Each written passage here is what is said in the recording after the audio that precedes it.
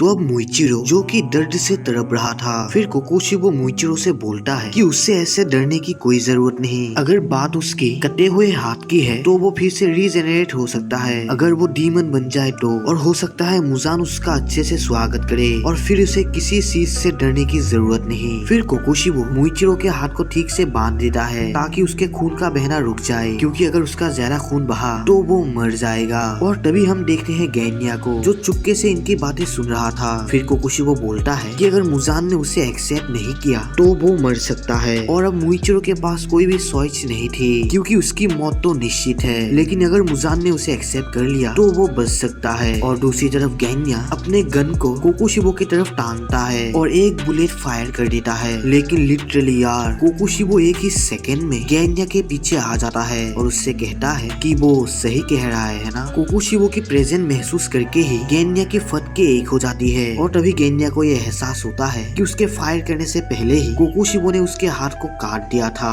और गैन्या के हाथ से खून बहने लगता है। और मुइचिरो ये देखकर बहुत घबरा जाता है। लेकिन गैन्या अपने स्वॉर्ड से कोकोशिबो के ऊपर अटैक करने वाला होता है, लेकिन कोकोशिबो बहुत ही आसानी से गैन्या के दूसरे हाथ को भी काट देता है और गैन्या नीचे गिर जाता है। और कोकोशिबो गैन्या को देखकर ही समझ गया था कि वो डीमंस को खाता है। और तभी अचानक से गैन्या दो हिस्सों में कट जाता है और कोकोशिबो ने इतनी तेजी से गैन्या के ऊपर अपनी ब्लेड चला दी कि उसे पता ही नहीं चला। और अब गैन्या अपनी दोनों हाथों को खो चुका था और अब वो इस हालत पे पहुंच चुका है कि वो खड़ा भी नहीं हो सकता। मुइचिरो ब्लेड से खुद को चुराने की कोशिश करता है, लेकिन वो नाकाम होता है। और तभी कोकोशिबो नोटिस करता है कि गैन्या तो अभी तक नहीं मरा, भले ही उसका शरीर दो हिस्सों में कट चुका हो। और फिर वो कहता है कि लगभग 300 साल हो गए उसका सामना एक ऐसे डीमन स्लेयर से हुआ था जो गैन्या के जैसे ही डीमंस को खाता था। लेकिन जब कोकोशिबो ने उसके शरीर को काट दिया था तो वहीं पर उसकी मौत हो गई थी। लेकिन गैन्या तो अभी तक जिंदा है, तो शायद कोकोशिबो को गैन्या के सर को काटना होगा। और वो गैन्या से कहता है कि अब उसके पास कोई रीजन नहीं गैन्या को जिंदा रखने का, क्योंकि वो एक आधा अधूरा डीमन है। और वो गैन्या के ऊपर एक स्लैश मार देता है। लेकिन तभी विंड हाशिरा शानेमी आके विंड ब्रीदिंग के फोर्थ फॉर्म को यूज करके गैन्या को बचा लेता है और कोकोशिबो को उससे दूर करवा देता है। और कोकोशिबो भी ये समझ जाता है कि सानेमी एक विंड हाशिरा है। फिर सानेमी कोकोशिबो से कहता है कि क्या उसे समझ आया कि सानेमी एक हवा है जो उसके सर को काट के उड़ा देगा। गैन्या भी सानेमी को देखकर हैरान होता है और सानेमी गैन्या से कहता है कि अब वो बहुत सीरियस है और गैन्या एक नंबर का लल्लू और बुद्धू है। और अब हमें सानेमी के असलियत के बारे में पता चलता है कि वो गैन्या से इतना रूडली बिहेव क्यों करता था। सानेमी कहता है कि क्या गैन्या अभी तक समझ नहीं पाया कि सानेमी ने अपने माँ तक को मार डाला ताकि वो गैन्या को प्रोटेक्ट कर सके और वो जी सके, क्योंकि उसकी रक्षा करना ही सानेमी का आखिरी काम था। ये सुनकर गैन्या को टांजिरो की एक फ्लैशबैक याद आता है, जहाँ पर टांजिरो गैन्या से कहता है कि उसका भाई सानेमी उससे बहुत गुस्सा और नाराज है क्योंकि वो डीमन स्लेयर कॉर्प्स में ज्वाइन हुआ है। लेकिन टांजिरो को आज तक सानेमी से नफरत वाली गंध नहीं आई, तो गैन्या बेकार में ही सानेमी से डरता रहता है। और अगर गैन्या कुछ मन की बात कहना चाहता है तो वो सानेमी से कह सकता है, क्योंकि सानेमी हमेशा से ही उससे बहुत प्यार करता है। और प्रेजेंट टाइम में सानेमी कहता है कि उसे डीमन स्लेयर बनना नहीं था,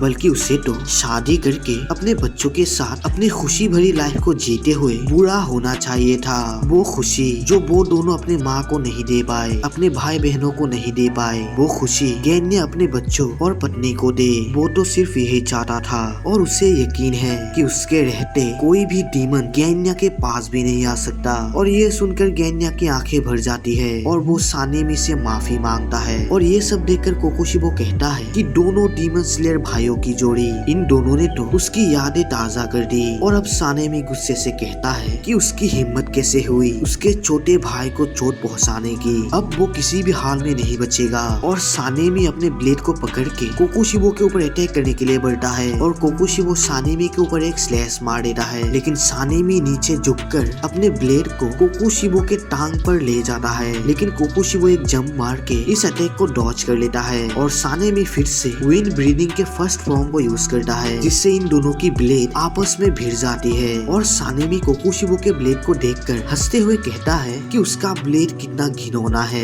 और वो कोकोशिबो से पूछता है कि क्या वो सही कह रहा है। और फिर कोकोशिबो इस्तेमाल करता है मून ब्रीदिंग के 5वें फॉर्म को, जिससे सानेमी मुश्किल से ही बचता है। और वो नोटिस करता है कि कोकोशिबो अपने ब्लेड को बिना हिलाए ही अटैक्स कर रहा है और कोकोशिबो फिर से सानेमी के ऊपर अटैक कर देता है, लेकिन सानेमी विंड ब्रीदिंग के तीसरे फॉर्म को यूज करके कोकोशिबो के अटैक को काउंटर कर देता है। और ये देखकर कोकोशिबो सानेमी से कहता है कि उसके अटैक्स इतने भी बुरे नहीं हैं, क्योंकि अब उसका शरीर और उसकी टेक्निक्स पहले से काफी पीक हो चुके हैं। और सानेमी की ऐसी काबिलियत देखकर कोकोशिबो अपने रोंगटे खड़े होने से नहीं रोक पा रहा। और दूसरी तरफ सानेमी ये समझ जाता है कि कोकोशिबो के हर स्लैश में बहुत सारे छोटे छोटे मून जैसे स्लैशेस हैं, जिनकी कोई रियल शेप नहीं है, कई साइज में बड़े हैं और कई छोटे। और सानेमी को लगता है कि मुइचिरो इन्हीं के वजह से हार गया। और सानेमी कोकोशिबो के अटैक को रोकने की पूरी कोशिश कर रहा था, क्योंकि उसके अटैक काफी अलग और अजीब थे। और अगर सानेमी के पास इतना एक्सपीरियंस नहीं होता तो वो कब का मर चुका होता। और सानेमी ये भी समझ जाता है कि कोकोशिबो ब्रीडिंग टेक्निक का भी यूज कर सकता है और उसका फेस भी काफी अजीब है। और धीरे धीरे उसकी तेजी और उसकी पावर काफी ज्यादा बढ़ चुकी है। और अब सानेमी बहुत एक्साइटेड हो जाता है, क्योंकि अब उसे इस लड़ाई में काफी मजा आने लगता है। और वो कोकोशिबो से कहता है कि ऐसे डीमन को तो इस दुनिया में होना ही नहीं चाहिए। और वो विंड ब्रीडिंग के सेकेंड फॉर्म को यूज करके कोकोशिबो के ऊपर अटैक कर देता है, लेकिन कोकोशिबो इस अटैक को अपने ब्लेड से आसानी से काउंटर कर देता है। लेकिन तभी सानेमी ऊपर से कोकोशिबो के ऊपर अटैक कर देता है, लेकिन कोकोशिबो इसे भी अपने ब्लेड से रोक देता है। लेकिन तभी सानेमी कोकोशिबो के ऊपर एक सरप्राइज अटैक करता है। वो गेन्या के ब्लेड को अपने पैर के हेल्प से सीधा कोकोशिबो के गले पर वार करता है, लेकिन वो इसे भी डॉज कर लेता है। और वो फिर से एक स्लैश का वार करता है, लेकिन सानेमी इससे भी बच जाता है। और अब ये दोनों ही बहुत सीरियस हो चुके थे और अपने टेक्निक्स को और भी ज्यादा पावरफुल कर रहे थे। फिर कोकोशिबो सानेमी के ऊपर एक बड़ा स्लैश मारता है और सानेमी इसे काउंटर करने के लिए अपने विंड ब्रीदिंग का यूज करता है। और सानेमी की टेक्निक्स को देखकर कोकोशिबो को पुरानी बातें याद आने लगती है। और सानेमी कोकोशिबो के अटैक को रोकने की अपनी पूरी कोशिश करता है, लेकिन फिर भी थोड़ा सा स्लैश उसको लग जाता है, जिससे उसे बहुत दर्द होता है। और ये देखकर मुइचिरो और गेन्या भी घबरा जाते हैं। और फिर सानेमी समझ जाता है कि लड़ाई के समय वो अपना फोकस एक सेकेंड के लिए भी नहीं हटा सकता, और अगर उसने ऐसा किया तो वो मारा जाएगा। और फिर कोकोशिबो को याद आता है कि बहुत समय पहले जिस समय को सेंगोकू युग कहा जाता था, उस समय कोकोशिबो ने ठीक ऐसे ही एक विंड हाशिरा के साथ लड़ाई की थी, और वो भी सेम और वो भी एग्जैक्टली सानेमी की तरह ही ताकतवर था। और फिर वो लॉन्च करता है मून ब्रीदिंग के 6th फॉर्म को, जिससे मल्टीपल स्लैशेस सानेमी के बॉडी पर लगते हैं और सानेमी का खून बहने लगता है। और ये अटैक इतना ज्यादा पावरफुल था कि उस कमरे में जितने भी पिलर्स थे वो कई हिस्सों में कट गए थे। गेन्या घबरा जाता है, वो समझ नहीं पाता कि आखिर वहाँ पर हुआ क्या, क्योंकि कटे हुए पिलर्स की वजह से उसे कुछ भी दिखाई नहीं दे रहा था।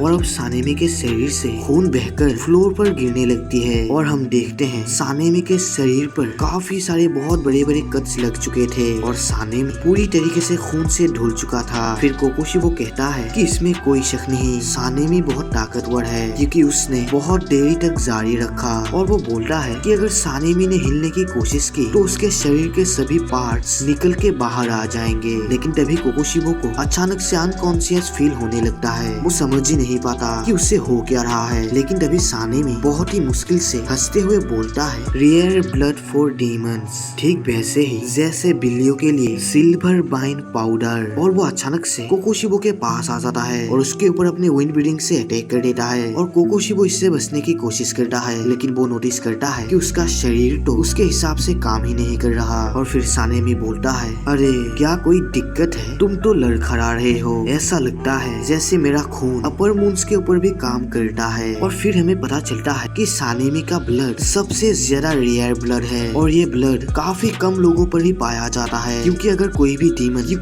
भी डीमन को सानेमी के ब्लड का स्मेल मिल जाए तो वो डीमन कंसंट्रेट नहीं कर पाता और अपना कंट्रोल खोने लगता है, मतलब वो पूरी तरीके से नशे में आ जाता है। और सानेमी को लगता था कि उसके ब्लड का असर अपर मून के ऊपर नहीं होगा, लेकिन वो गलत था, क्योंकि कोकोशिबो अब धीरे धीरे नशे में आ रहा है।